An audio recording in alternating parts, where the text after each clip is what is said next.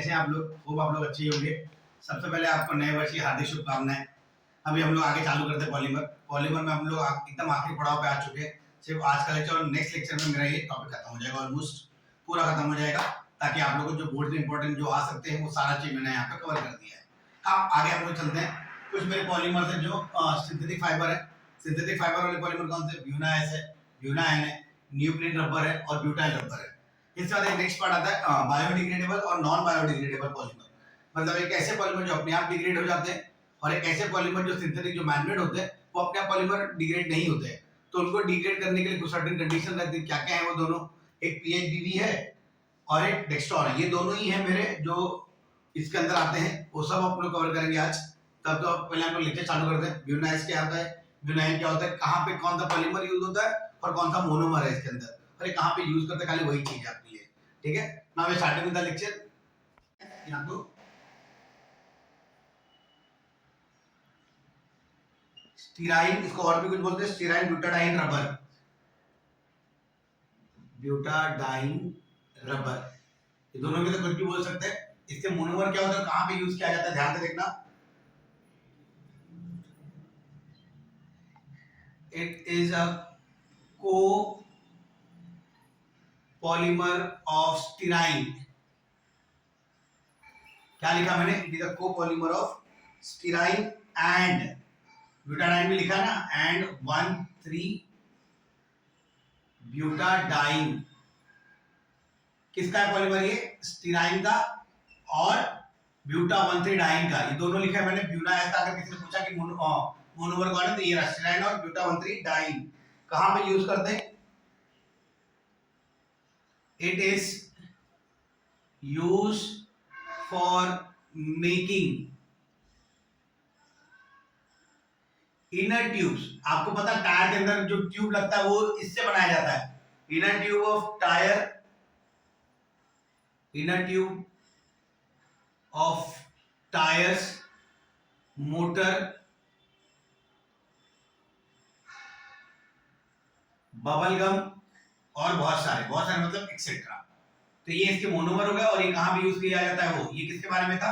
ब्यूनाएस। ब्यूनाएस को और क्या बोलते हैं? Styrene butadiene. ये मैंने आपके लिए लिख दिया यहाँ पे। अब चालू करते हैं ब्यूनाइन। ब्यूनाइन क्या होता है? कोपॉलीमर किसका है? इसका ध्यान देना। It is a copolymer of acrylonitrile and butadiene है। It is a copolymer of acrylonitrile and 1,3 butadiene. ये इसके मोनोमर है। कौन कौन है? 1,3 ब्यूटाडाइन और एक्राइल नाइट्राइल। ये किसके कोपॉलीमर है? ब्यूना एन के। ये कहां यूज होता है? ध्यान देना। It is use for making inner sole of shoes. Shoes जो जूता रहता है उसके नीचे का जो सोल रहता है वो ब्यूना एन की मदद से बनाया जाता है। एड्रेसिव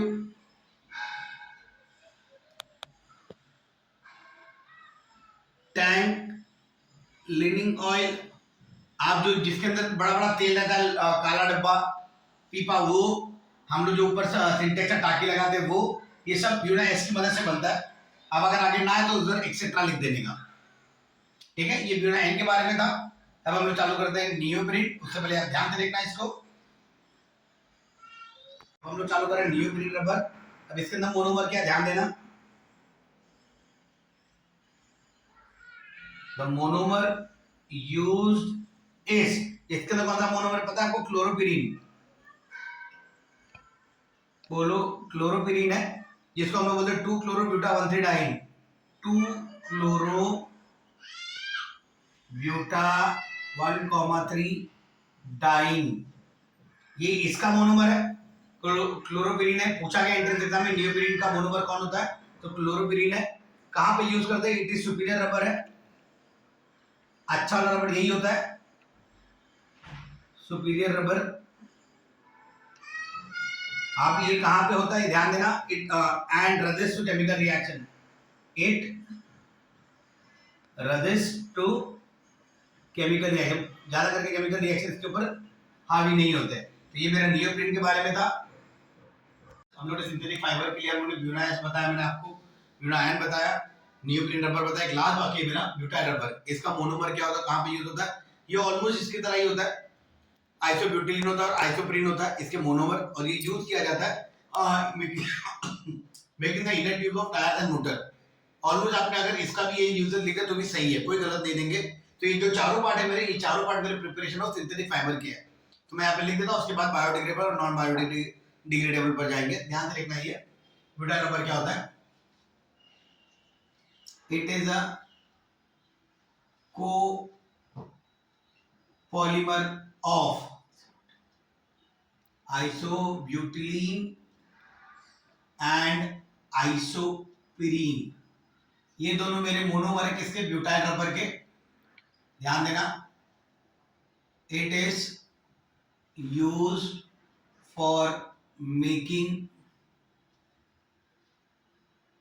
inner tubes of tyre. Tyre का जो इनर ट्यूब है वो भी ब्यूटाइल रबर के इससे बनाया जाता है। आप देखना कभी भी अगर आपका कभी मोटर कभी मतलब बाइक पंचर हो जाए तो जब वो ट्यूब डालते देखना उधर लिखा है ब्यूटाइल रबर, तो आप समझ जाना ब्यूटाइल रबर मतलब ये आइसोपीरीन है और आइसोब्यूटिलीन इसके मोनोमर है, दोनों के मिक्सचर से बनाया जाता है इसको। ठीक है, अब यहाँ पे मेरा सिंथेटिक फाइबर हो चुका है। अब ध्यान ध्यान देखना है चारों, फिर हम चालू करते हैं बायोडिग्रेडेबल और नॉन बायोडिग्रेडेबल पॉलीमर।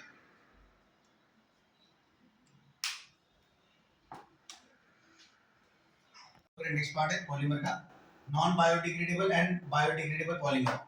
तो सर्टेन टाइम के बाद बायोडिग्रेडेबल पॉलीमर जो होते हैं वो अपने आप सिंथेसाइज हो जाते हैं, लेकिन जो मैनमेड वाले होते हैं वो डिग्रेड नहीं होते हैं।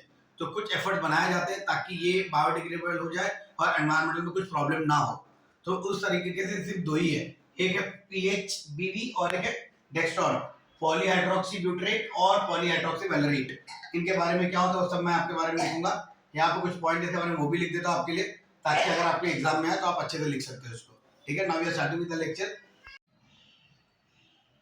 After certain period of time, ध्यान देना मैं क्या बताना चाहता हूं। After certain period of time natural polymer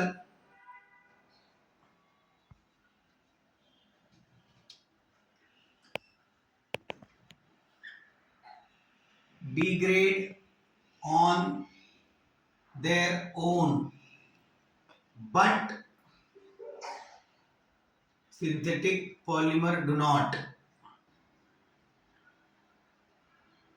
इसका मतलब है कुछ टाइम के बाद नेचुरल पॉलीमर अपने आप डिकम्पोज हो जाते हैं, लेकिन जो सिंथेटिक पॉलीमर होते हैं वो अपने आप नहीं होते।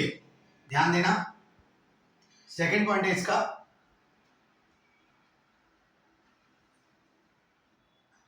हेंस एफर्ट्स वर मेड, मतलब कुछ ऐसा किया गया है to synthesis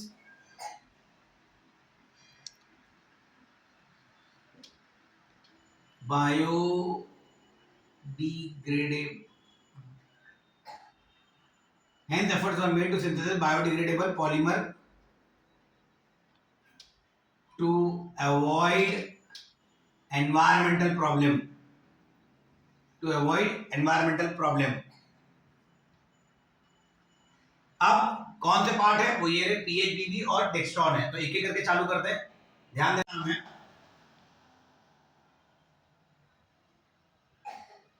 polyhydroxy butyrate copolymer of poly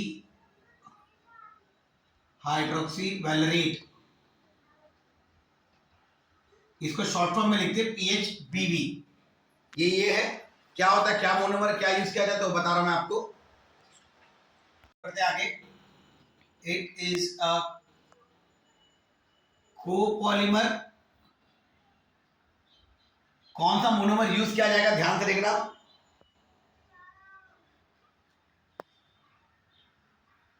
monomer use is 3 hydroxy butanoic acid. ये बहुत ही इंपॉर्टेंट पार्ट है, ये एंट्रेंस में भी पूछा जा चुका है कि पीएचबीवी का मोनोमर कौन है। तो क्या है मोनोमर? 3 हाइड्रोक्सी ब्यूटेनोइक एसिड, पीएचबीवी का मोनोमर है ये। अकेला नहीं होता, एक और होता है 3 हाइड्रोक्सी पेंटेनोइक एसिड। कौन कौन है? एक होता है 3 हाइड्रोक्सी ब्यूटेनोइक एसिड और एक क्या होता है 3 हाइड्रोक्सी पेंटेनोइक एसिड। ये दोनों को मिला के PHBB बनाया जाता है। अब ये कहां पे यूज करता है, ध्यान देना।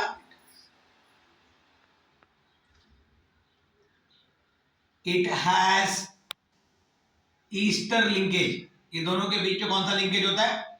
ईस्टर लिंकेज होता है।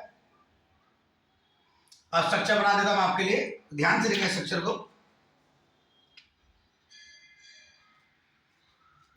एन मॉलिक्यूल ऑफ, कौन सा मतलब बोला था मैंने?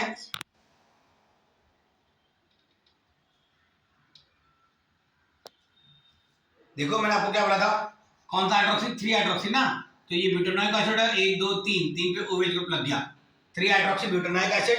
और क्या रहेगा मेरा? और एक चीज बताया मैंने, an molecule of 3 hydroxy pentanoic acid है, पेंटेनोइक एसिड भी है, तो CH3 CH2 CH CH2 COOH, तीसरे पे OH लगेगा। तो ध्यान देना, ये मेरा क्या हो गया 3 हाइड्रोक्सी पेंटेनोइक एसिड और ये क्या हो गया 3 हाइड्रोक्सी ब्यूटेनोइक एसिड। ये दोनों के मिक्सचर से क्या बाहर जाने वाला है, ध्यान से देखना। पानी का मॉलिक्यूल बाहर जाएगा। अगर पानी का मॉलिक्यूल बाहर गया तो आपका क्या मिलने वाला है?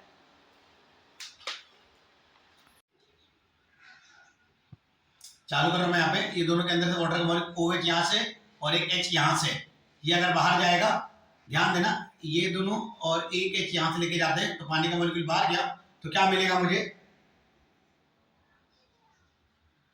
OCH CH3 CH2 C double bond O CH CH2 CH3 CH2 C double bond O, ये रहा। ये आपको एन मॉलिक्यूल बनेगा, इसका नाम है PHBB, पॉलीहाइड्रोक्सी ब्यूटरेट को पॉलीहाइड्रोक्सी वैलेरेट। ये आपका PHBB है, ध्यान से देखना इसको। आज मैंने जितना ही पढ़ा आपको होप आप लोग को समझा रहेगा। एक पार्ट मेरा बाकी रह गया बायोडिग्रेडेबल का, डेक्सट्रॉन जो है, डेक्सट्रॉन छोटा सा पार्ट है, वो कल हम लोग कल करके, ताकि चैप्टर कंप्लीट कर सके कल, ताकि कुछ पार्ट रहे कल के लिए भी। इसके बाद मैं आपका इंपॉर्टेंट चालू करने वाला बोर्ड पेपर का, मतलब जो टॉपिक आपको बोर्ड पे चाहिए, लगता है आपको इंपॉर्टेंट है, आपने पूरे साल भर नहीं पढ़ा है, और इसके अंदर कुछ ऐसा टॉपिक बता दो सर, ताकि हम लोग वही पढ़ के जाए और हमारा बोर्ड में अच्छा मार्क्स आ जाए। तो हम लोग इंपॉर्टेंट चालू करेंगे। होप आज आपका लेक्चर अच्छा लगा रहेगा। अगर अच्छा लगा तो प्लीज मेरे चैनल को लाइक करिए, सब्सक्राइब करिए और ये उन लोगों तक शेयर करिए जिनको इनकी ज़्यादा ज़रूरत है। थैंक यू बच्चे लोग।